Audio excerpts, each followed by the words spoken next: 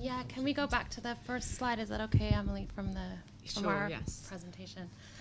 So I just wanted to speak really quickly from a sort of case study perspective, because this was the part of the work that we were working on sort of at the beginning, was this case studies which underpin these cross-cutting lessons. And I actually can't say if it's the case across all cases, but the case study that I was working on was on solar energy in Morocco. And what we find when we look at that is actually that every single one of the elements of this diagram come into play. And I thought it was worthwhile just focusing in a little bit on one case in depth to show how actually these things are all necessary in order to enable this transition at the economy level. So a lot of the work that's been done around best practice, particularly with regards to investment, has focused a lot on project investment and focused a lot on instruments, the use of financial instruments. And what was really valuable with this research was it enabled us to kind of go up one level and then another level in terms of looking at how finance is mobilized in the context of green growth. And in the case of Morocco, we started looking at solar, and the best examples were around the large solar project called Ouarzazate in Morocco.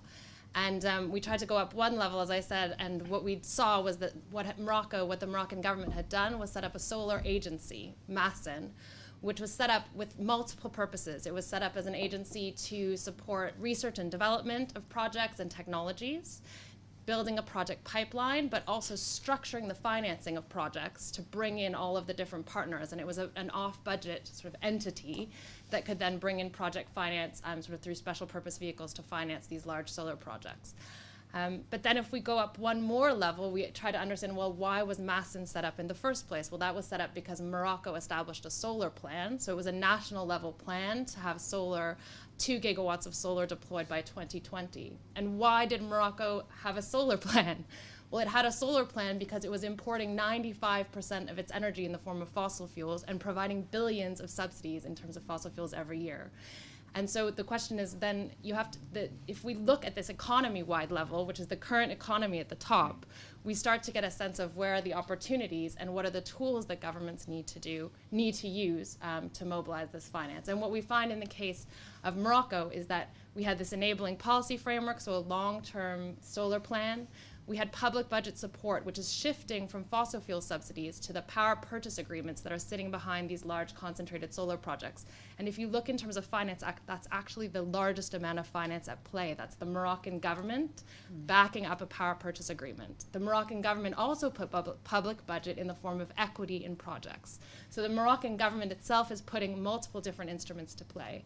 And then thirdly, if you look at other government financial instruments, we see that in the case of the Ouarzazate solar project, we have, I'm sorry, I'm going to list this because I'm not going to be able to remember otherwise.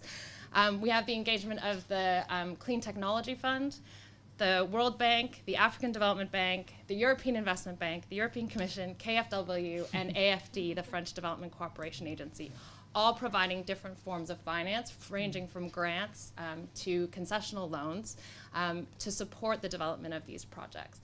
Now, you might seem discouraged when I kind of list the amount of government support that's required and all of the tools and instruments that are needed. But when you put that in contrast to billions of dollars of fossil fuel subsidies, I think what we recognize is that to enable anything to happen in our economies, we need a lot of financial support, and that's how investments will be shifted and moved. And so it's trying to, when we get to look at the kind of current economy, it's what really allows us to see the tools and instruments that we can use to shift to green growth and how we can use those differently. And I think Morocco is a great example of a case for that. Good. Sheila, thank you for ending with a rather inspiring story. That's very clear and helpful and brings a lot of the theory really to life here.